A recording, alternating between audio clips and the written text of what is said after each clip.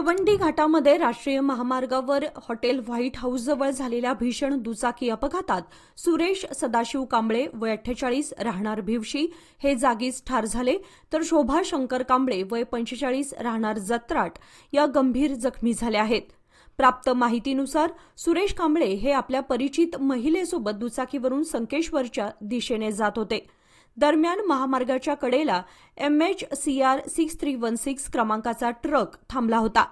Hotel white हाऊसजवळ आले असता एका अज्ञात वाहनाने दुचाकीला जोरदार धडक दिली. या धडकेमध्ये सुरेश कांबळे यांचा जागीच मृत्यू झाला, तर शोभा कांबळे या गंभीर जखमी झाल्या.